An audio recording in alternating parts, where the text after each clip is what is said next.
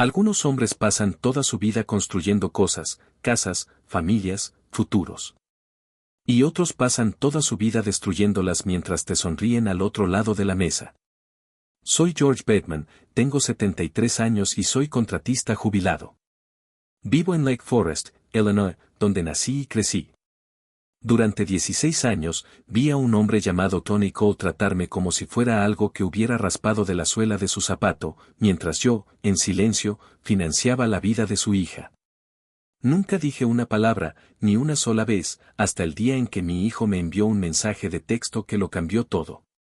Era un jueves por la noche a finales de mayo, de esos atardeceres típicos de Lake Forest.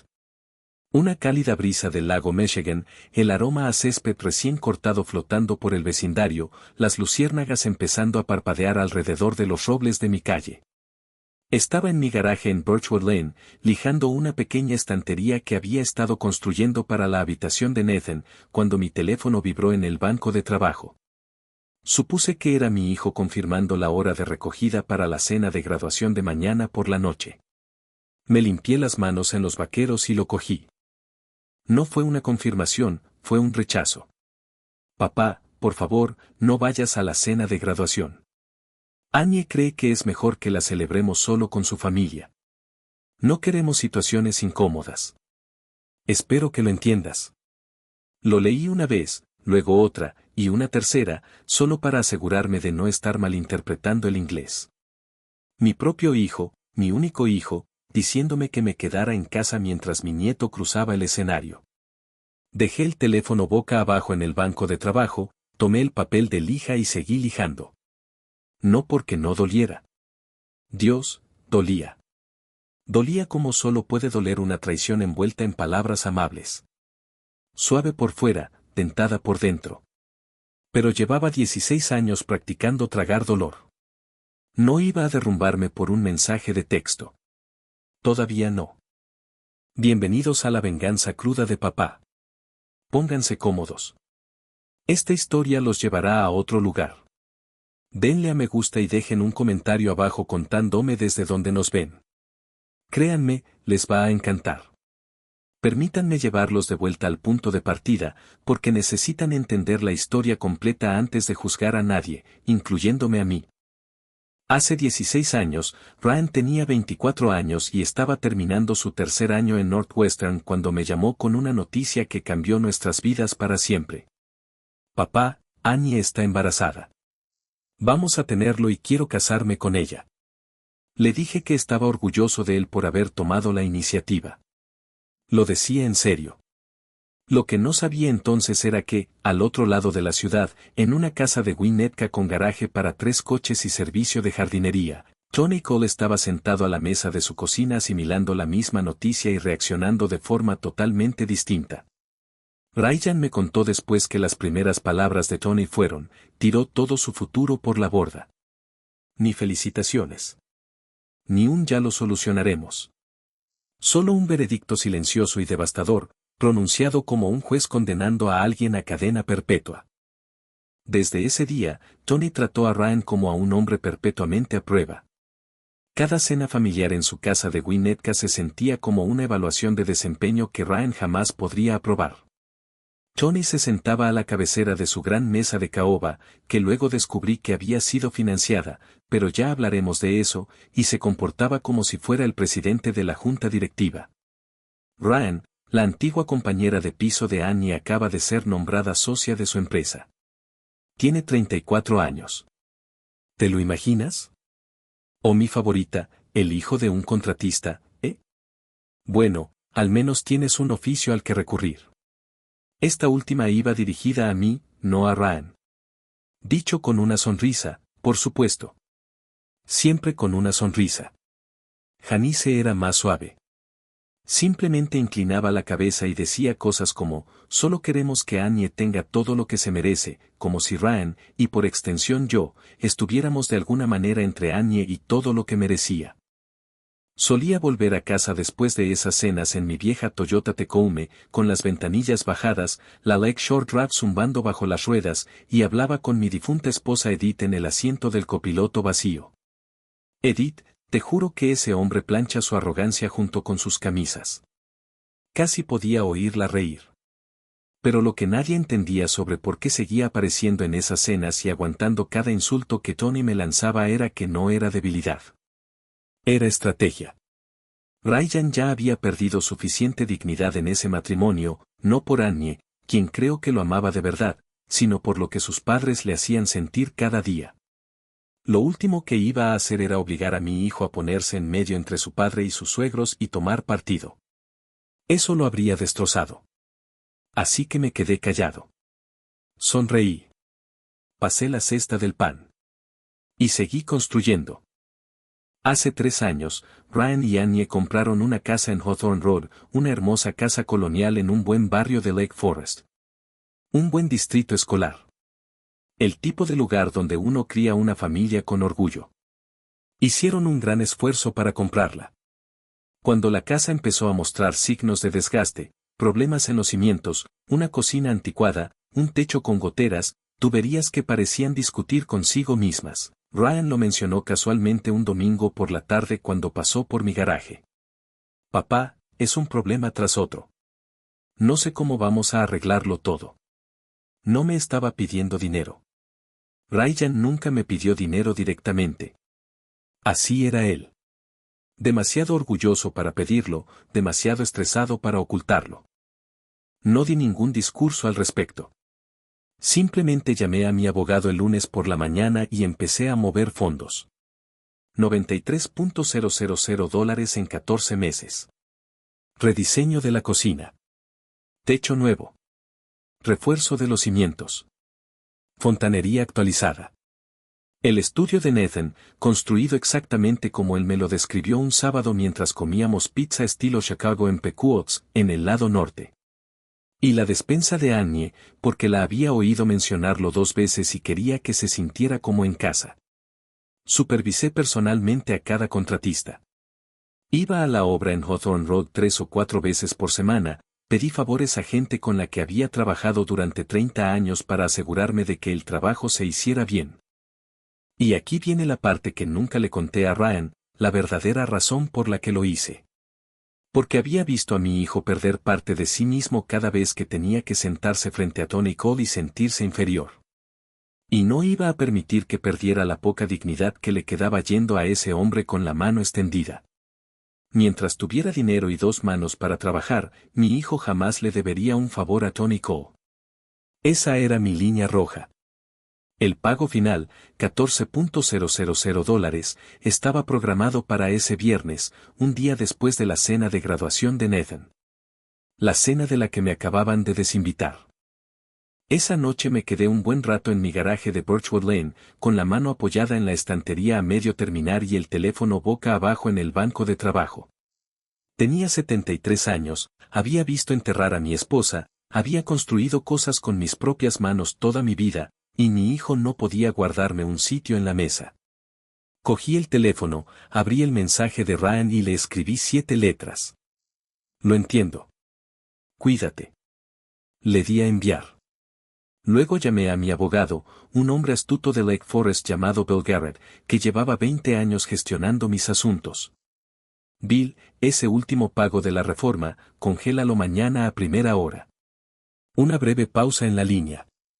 ¿Todo bien, George? No especialmente, pero lo estará.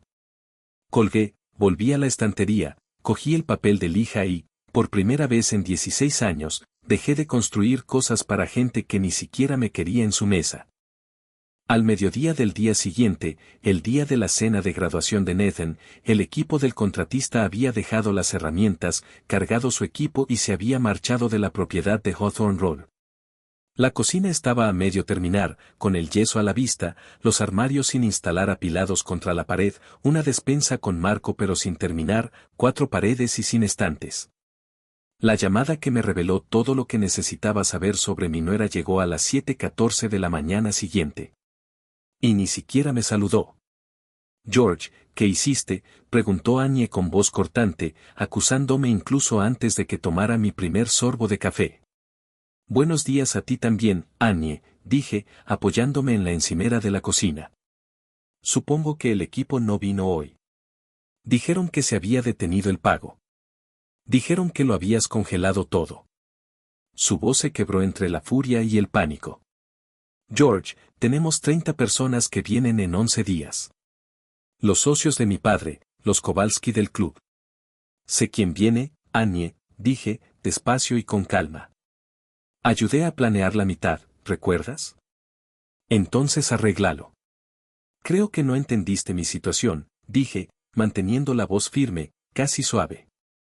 Me dijeron que no soy bienvenido en esta celebración, así que supuse que mi chequera tampoco lo era. Silencio al otro lado de la línea. De esos en los que prácticamente puedes oír a alguien recalculando toda su estrategia. Colgué antes de que pudiera contestar. Es la primera vez en 16 años que cuelgo una llamada.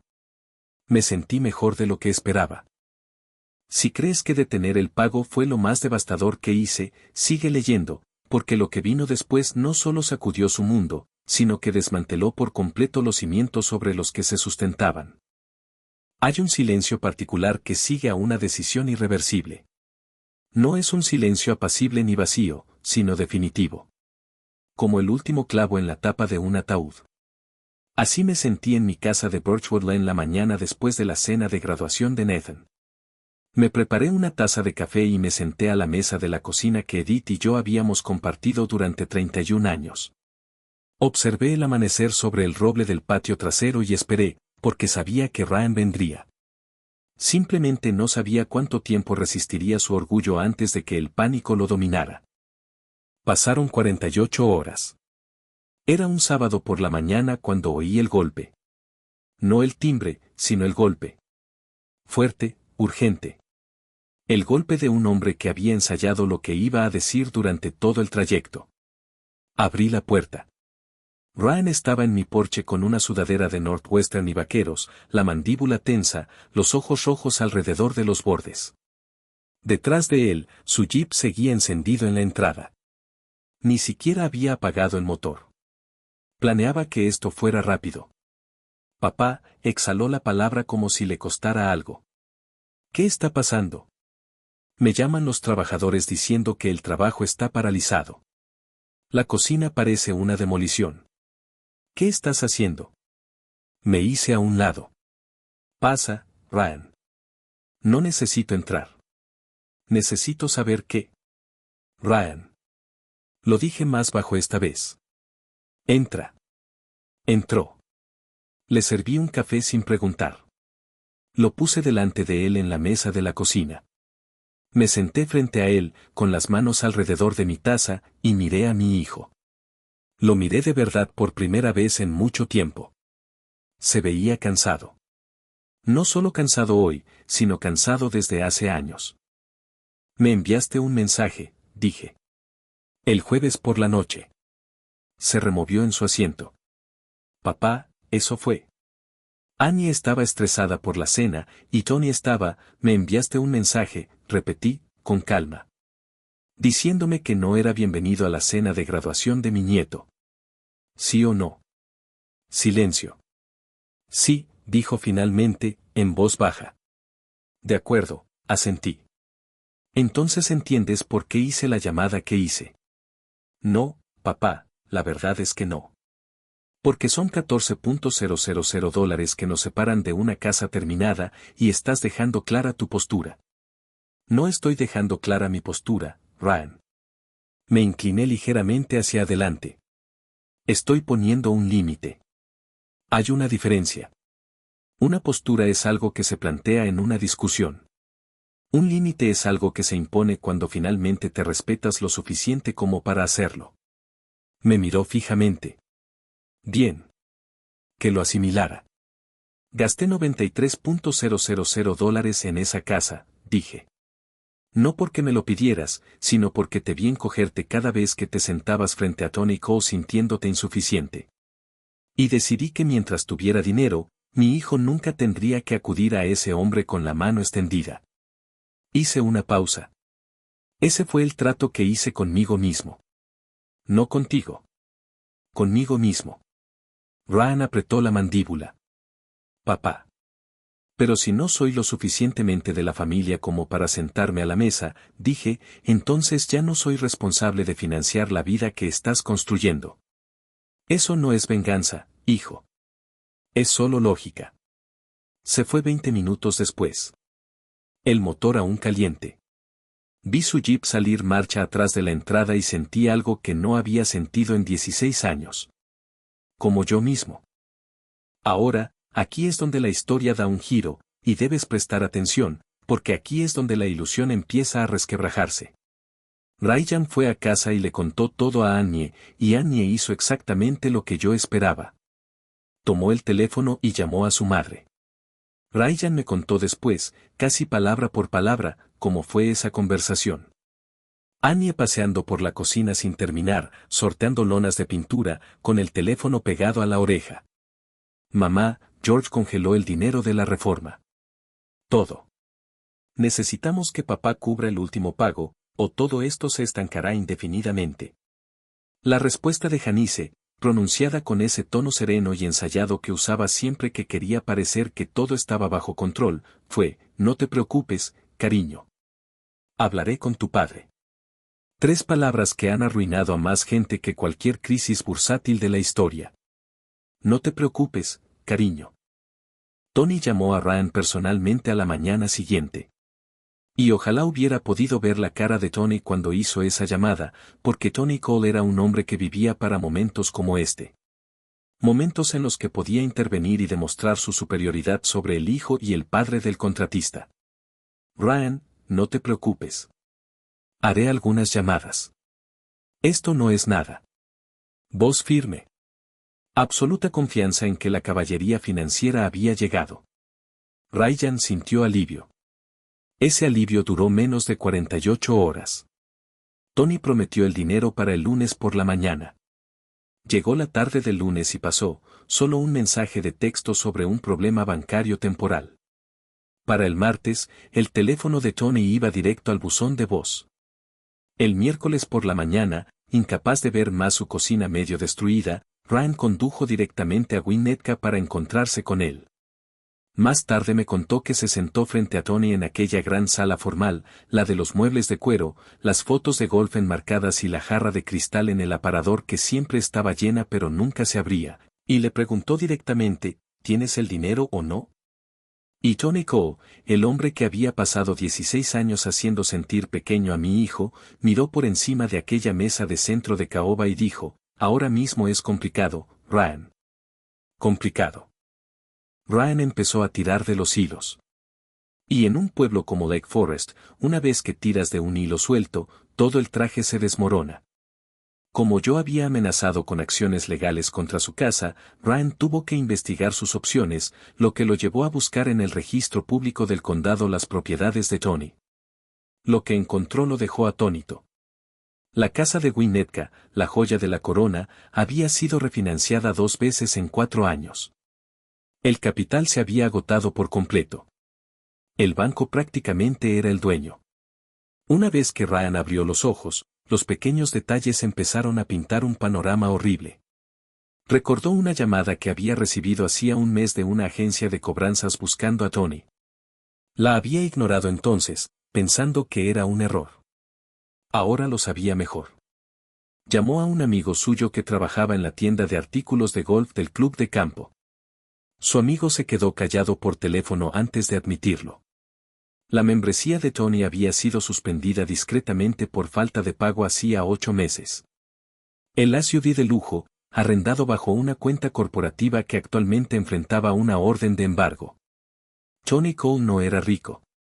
Tony Cole fue todo un espectáculo y el telón acababa de bajar. Ryan me llamó esa noche.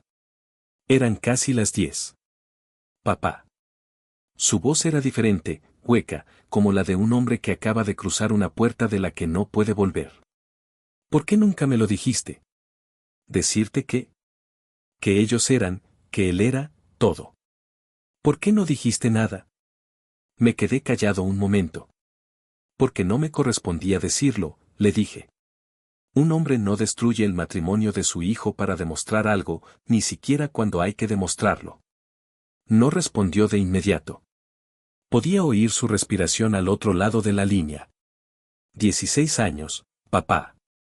Me hizo sentir que en cada cena, en cada día festivo, cada vez que intentaba. Se detuvo.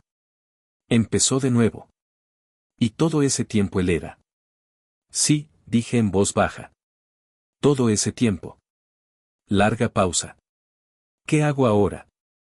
Y esa pregunta, esa misma, fue la vez que mi hijo había sonado más maduro en 16 años. Nada esta noche, dije. Descansa un poco. Ya veremos qué hacemos con el resto. Mientras tanto, tuve mi propia conversación con Bill Garrett. Bill es el tipo de abogado que no pierde el tiempo. Piensa de forma directa. Lleva 20 años manejando mis asuntos, sabe exactamente cómo funciono. George, cuando les ayudaste a comprar esa casa, no solo avalaste el préstamo. Pusiste tu nombre en la escritura para garantizar la financiación, dijo Bill, revisando los documentos. Eso significa que tienes una gran responsabilidad, pero también significa que tienes un interés legal indiviso en la propiedad. Si las cosas se complican, tienes derecho a solicitar al tribunal una venta por partición para proteger tu patrimonio. Reflexioné sobre eso un momento. No quería forzar la venta de la casa. Ese nunca fue el objetivo. Nathan vivía en esa casa. Pero tampoco iba a seguir legalmente vinculado a una propiedad donde me han dicho que no soy bienvenido en la mesa. Redacta los documentos para la acción de partición, dije. No lo presentes todavía. Solo envía una copia del aviso preliminar a Ryan y Annie para que sepan que hablo en serio sobre retirar mi inversión. Entendido, dijo Bill. George, ¿estás seguro de todo esto? Bill, estoy seguro de muy pocas cosas en mi vida. Me recosté en la silla. Esta es una de ellas. Cuando Ryan recibió el aviso preliminar de que la propiedad podía ponerse a la venta, que su padre, el tranquilo contratista jubilado de Birchwood Lane, tenía legitimidad para iniciar la venta, el pánico que siguió fue, según me han dicho, de proporciones bíblicas. Annie llamó a Ryan al trabajo. Ryan llamó a la oficina de Bill Garrett y le informaron amablemente que el señor Garrett representaba a George Bateman y que no podía hablar del asunto con él. Annie llamó a su madre, quien llamó a Tony, quien aparentemente rompió una pared de la gran sala de estar formal, justo al lado de las fotos de golf. Me enteré de eso de segunda mano. No voy a fingir que no sonreí. Los vecinos de Hawthorne Road ya estaban hablando. Una renovación abandonada no pasa desapercibida. El yeso expuesto se veía a través de las ventanas delanteras. El equipo había desaparecido. Los contratistas que habían estado allí todos los días, se esfumaron. La gente se da cuenta. La gente habla. Lake Forest es una gran ciudad con memoria de pueblo pequeño. La imagen que Tony había construido cuidadosamente durante 16 años, la del suegro exitoso, el patriarca, el hombre adinerado, se estaba desmoronando en público, pregunta tras pregunta, quedando sin respuesta una tras otra. Fue entonces cuando Nathan apareció en mi puerta. No Ryan, no Annie. Nathan. 16 años. Llegó en el Honda Civic usado con el que le había ayudado a practicar el estacionamiento en paralelo el invierno pasado. Estaba parado en mi porche un martes por la tarde con su sudadera de Lacrosse de Lake Forest High, con los ojos de su abuelo y la mandíbula de su padre. Abuelo. Me miró fijamente. Hablé con uno de los contratistas, el señor Kowalski. Me dijo que usted pagó casi todas las facturas de todo el proyecto. Me hice a un lado. Pasa, Nathan. Entró. No necesitó una segunda invitación. Le puse una Coca-Cola delante, me senté frente a él en la mesa de Edith y abrí una carpeta que había guardado en el cajón de la cocina desde el día en que congelé el pago. Recibos, transferencias bancarias, facturas de materiales, contratos con contratistas, calendarios de pagos, 93,420 pesos detallados. Nathan revisó cada página, despacio, con cuidado, como su abuelo le había enseñado a leer un plano. Cuando levantó la vista, tenía los ojos llorosos. No dejó que se derramaran. Me dijeron que nos abandonaste, dijo. Lo sé. Esto no dice eso. Dio un golpecito a la carpeta. No, asentí, no dice eso. Nathan guardó silencio durante un largo rato. Entonces, ¿por qué paraste?, preguntó. Miré a mi nieto, a ese chico al que le había enseñado a pescar en el muelle de Waukegan, y le dije la verdad. Porque hay una diferencia entre amar a tu familia, dije, y permitir que tu familia te trate como si fueras invisible. Nathan asintió lentamente. Luego cogió su Coca-Cola, se recostó en la silla y dijo, en voz baja y con naturalidad, tienes 16 años, abuelo. Nunca pensé que fueras invisible. Y así, a mis 73 años, contratista jubilado y viudo, tuve que esforzarme mucho para no llorar. Si llevas un tiempo escuchando, deja tus comentarios, dale a me gusta y asegúrate de estar suscrito. La casa no se vendió, la renovación no se reinició y el dinero no fue a parar a donde nadie esperaba. Pero la decisión más devastadora que tomé no fue financiera. No fue legal. Fue algo mucho más permanente. Hay un momento en la vida de todo hombre en el que deja de reaccionar y empieza a decidir. No por ira. No por rencor. Por algo más silencioso y mucho más peligroso. Claridad. Llegué a ese momento un miércoles por la mañana a principios de junio, sentado a la mesa de la cocina de Edith con una taza de café frío y un bloc de notas delante de mí lleno de números. $93.000. 16 años. Un mensaje de texto. Tomé mi bolígrafo y empecé a escribir. Bill Garrett llegó a mi casa en Birchwood Lane a las 9 en punto aquel miércoles. Conducía un Buick gris discreto, vestía el mismo traje gris oscuro que había usado durante 20 años y llevaba un maletín de cuero que había presenciado más catástrofes familiares que el diván de un terapeuta. Se sentó frente a mí, extendió sus documentos y me miró por encima de sus gafas de lectura. Antes de empezar, dijo, quiero asegurarme de que lo hayas pensado bien, George, porque lo que describes es permanente. Bill, le dije, llevo 16 años dándole vueltas. Recién ahora lo estoy escribiendo. Casi sonrió. Casi. Muy bien, entonces. Construyamos algo. Esto es lo que la mayoría de la gente no entiende sobre los hombres callados. Asumen que callado significa pasivo. Asumen que porque un hombre no grita, no está pensando. Asumen que porque sonríe, pasa la cesta del pan y absorbe los insultos sin inmutarse, no tiene nada más que hacer. Tony Cole hizo esa suposición durante 16 años. Fue el error más caro de su vida. Mientras Ryan y Annie se esforzaban por encontrar $14.000 para un contratista, mientras Tony hacía llamadas que no llevaban a ninguna parte y ofrecía explicaciones que no convencían a nadie, mientras Annie llamaba estresada a su madre 2 veces al día por la cocina sin terminar y el aviso de venta, y los vecinos que no dejaban de reducir la velocidad de sus coches frente a la casa en Hawthorne Road, yo estaba sentado con Bill Garrett reestructurando cada una de las decisiones financieras que había tomado en nombre de la familia de mi hijo. Lo primero que debía hacer era eliminar mi nombre de esa propiedad. Bill envió la notificación preliminar de partición y cumplió su cometido a la perfección. Ryan, acorralado y sin ayuda de la familia Cole, se vio obligado a acudir a un prestamista local y refinanciar la propiedad por completo a nombre de ambos para comprar mi parte legal. Le costó caro. Tuvo que asumir un tipo de interés altísimo, propio del mercado actual, que disparó su cuota mensual. Pero esto eliminó por completo mi responsabilidad legal y financiera. El día que se concretó la refinanciación, mi nombre fue oficialmente eliminado de la escritura y de la hipoteca. Salí del banco un jueves por la tarde, respiré hondo el aire fresco de Lake Forest y sentí como el peso de década y media se desvanecía de mis hombros, como si se retirara un andamio tras finalizar una obra. Segundo punto del orden del día, y este era el más importante. Los $93.000 que ya había gastado en esa casa, desaparecidos. Fue un regalo que di libremente, y no tenía ningún interés en recuperarlo de mi hijo. Pero los $14.000 que aún estaban en mi cuenta, el último pago que nunca se liberó, ese dinero tenía un nuevo destino. Nathan Batman cumplió 17 años en agosto.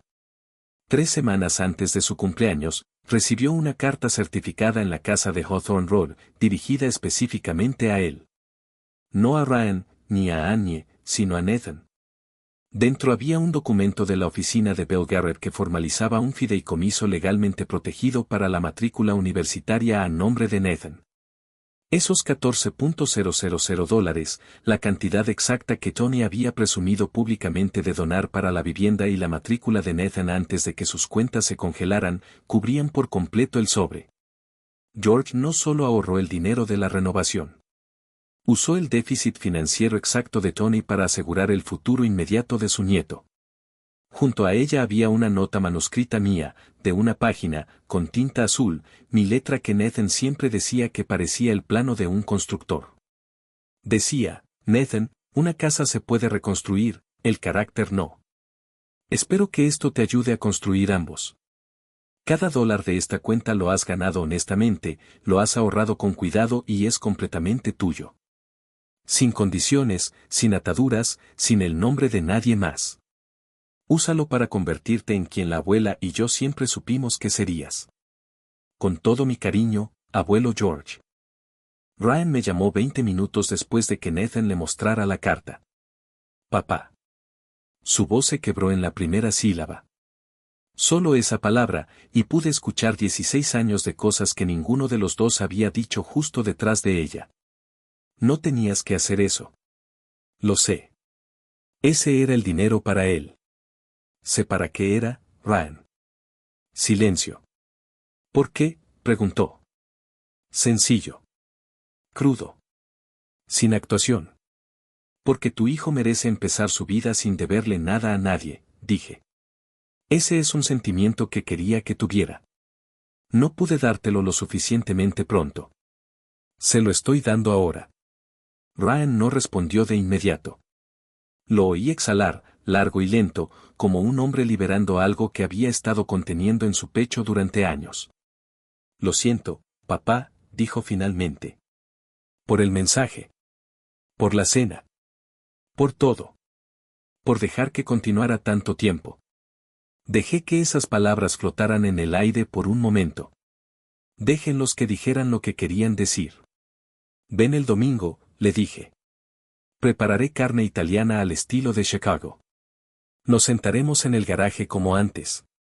Sí, dijo en voz baja. Sí, me gustaría. Ahora, sé lo que estás esperando. ¿Quieres saber qué le pasó a Tony Coe? Yo también. Siéntate. El aviso de venta que Bill preparó ya había cumplido su cometido antes de que yo tuviera que publicarlo. En Lake Forest, las noticias corren como la pólvora. Una balista que amenaza con poner a la venta una propiedad en un barrio como Hawthorne Road no es un rumor. Es una alarma de incendios. El nombre de Tony estaba vinculado a esa familia. Por extensión, la historia de la renovación abandonada, el pago congelado y el caos financiero se convirtió en conocimiento tácito del vecindario en 2 semanas. El tipo de conocimiento que se difunde en el mercado de agricultores de Western Avenue, en la cafetería de Sunset Foods, en las mesas de los sábados por la mañana frente a la Harbor Café en Deer Path Road. La gente empezó a hacer preguntas que Tony no podía responder. Pero el verdadero desenlace no ocurrió en Lake Forest. Ocurrió justo dentro del comedor de Tony. Una noche, Ryan trajo a casa los registros públicos y las pruebas de la suspensión del club de campo. No gritó. Simplemente extendió las advertencias y avisos públicos de ejecución hipotecaria impresos sobre la mesa de la cocina en Hawthorne Road. Annie se sentó frente a él y leyó cada página en absoluto silencio. Observó los totales de la deuda, los avisos de pago atrasado, la realidad del fraude que su padre había estado cometiendo solo para mantener las apariencias. No lloró de inmediato. Simplemente se quedó muy quieta, el color desapareció por completo de su rostro. Me dijo que veníamos de una familia adinerada, dijo finalmente. Su voz era apenas un susurro, hueca y quebrada. Me lo dijo toda mi vida. Ryan extendió la mano por encima de la mesa y cubrió la de ella con la suya. Lo sé, dijo en voz baja. Despreciaba a tu padre, dijo ella. Su voz cambió en esa última palabra, tensa. Despreciaba a George. ¿Por qué? ¿Por ser honesto sobre lo que tenía? Ryan no respondió. No hacía falta. Annie me llamó ella misma 3 días después. Seré honesto, no me lo esperaba. Durante 16 años, Annie y yo habíamos mantenido una distancia fría y transaccional. Ella había heredado la habilidad de su padre para tratar a la gente como empleados. Pero el colapso total de la ilusión de Tony claramente había destrozado su mundo, obligándola a ver la verdad sobre quien protegía realmente a su familia. Esta llamada fue completamente diferente. Sin armadura, sin pretensiones. George, su voz era firme, pero podía oír el esfuerzo detrás de ella. Te debo una disculpa, una sincera, no una cortés. Annie, por favor, déjame terminar. Tomó aire. Presioné a Ryan para que les pidiera ayuda a mis padres cuando congelaste el pago. Creí que podrían arreglarlo, porque me había pasado toda la vida creyendo que podían arreglar cualquier cosa. Pausa. No sabía nada de la deuda, nada de eso. Pero eso no es del todo una excusa, porque sabía lo que mi padre les hacía a ti y a Ryan en esas cenas, y lo permití. Respiró hondo. Lo permití durante mucho tiempo, y lo siento. Me quedé callado un momento. Mi esposa Edith siempre decía que lo más poderoso que una persona puede hacer es disculparse sin excusas. Te lo agradezco, Annie, dije. Lo digo en serio. Y, dicho sea de paso, nunca te culpé. Ni una sola vez. Deberías haberlo hecho, dijo en voz baja. Quizás, dije, pero no lo hice. Tony Cole me llamó una sola vez. Solo una vez en 16 años ese hombre marcó mi número directamente y me habló sin que hubiera nadie presente. Era un martes por la noche a finales de junio. Estaba en mi garaje. La estantería que había estado construyendo para Nathan la noche que llegó el mensaje estaba terminada, lijada, barnizada y junto a la puerta, esperando a ser entregada. Mi teléfono vibró. Número desconocido, pero conocía el prefijo, Winnetka. Contesté. George. La voz de Tony era diferente por teléfono, sin una mesa de comedor entre nosotros y un público observando. Más pequeña, de alguna manera. Como un edificio que parece imponente desde la calle pero hueco por dentro. Creo que deberíamos hablar, de hombre a hombre. De hombre a hombre. 16 años después, y de repente somos hombres. Estamos hablando ahora, Tony, dije. Silencio. No esperaba que fuera tan fácil. Mira, las cosas se complicaron con el dinero. Quiero que sepas que no fue intencional, la situación con Ryan y la casa. Tony, dejé el papel de lija. Te voy a detener ahí. Se detuvo. No necesito una explicación, dije. No estoy enfadado contigo. Quiero que lo entiendas bien. No estoy enfadado. Simplemente, se acabó. Se acabó, fingir que no veo lo que veo. Se acabó financiar una narrativa donde tú eres el patriarca y yo la sirvienta. Se acabó respaldar una vida donde mi presencia se tolera cuando es útil económicamente y se elimina cuando es socialmente inconveniente. Hice una pausa. Estoy retirado, Tony. De los contratos. De las tonterías. De ambas. Un largo silencio en la línea. Cuando volvió a hablar, la voz fuerte había desaparecido. Lo que la reemplazó fue algo que nunca antes había oído de Tony Cole. Un hombre tranquilo. Supongo, dijo lentamente. Yo, te debo más de lo que jamás te pagué.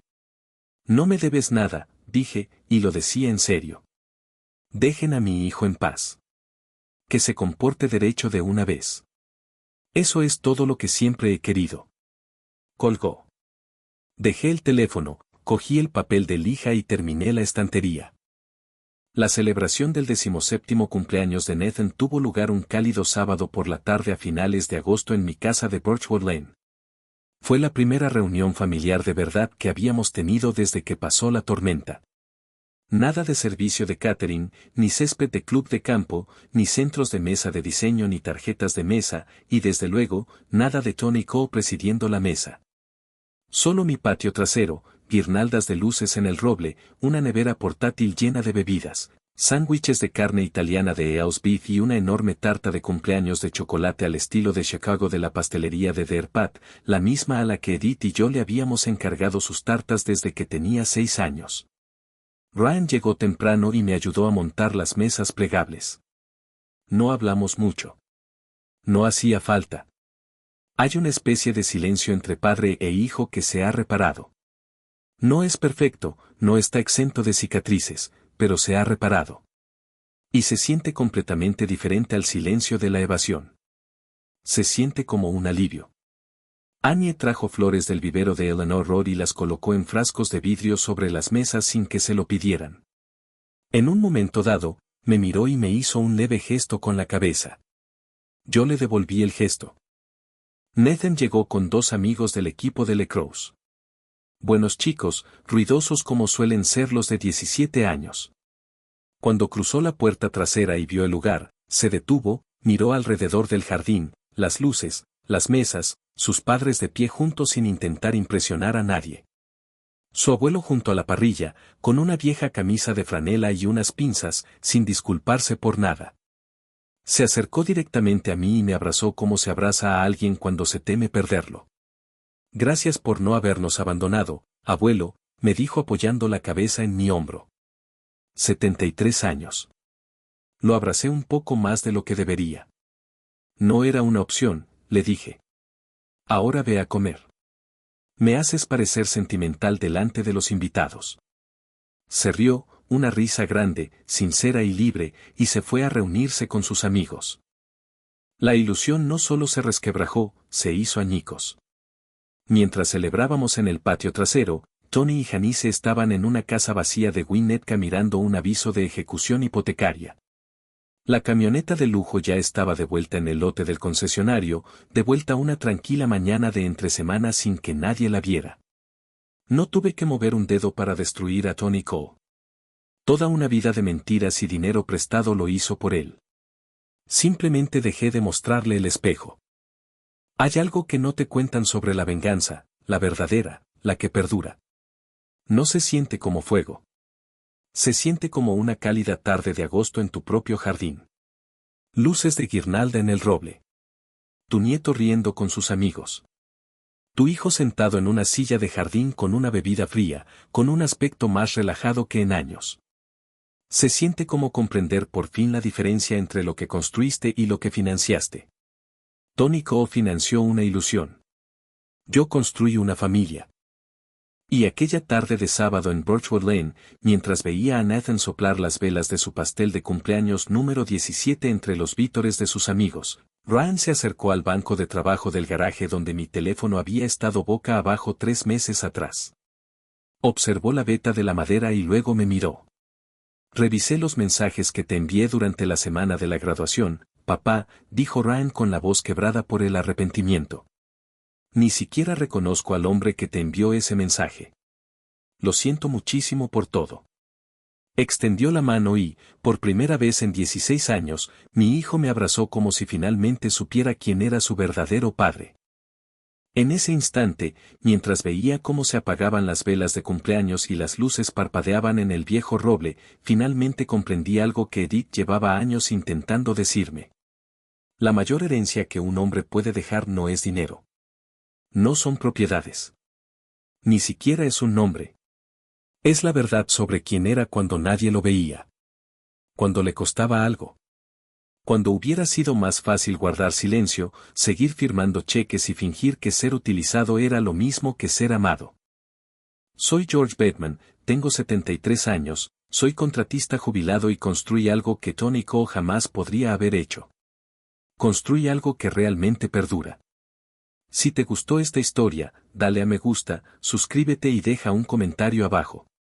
Cuéntame desde dónde me ves. Nos vemos en el próximo video.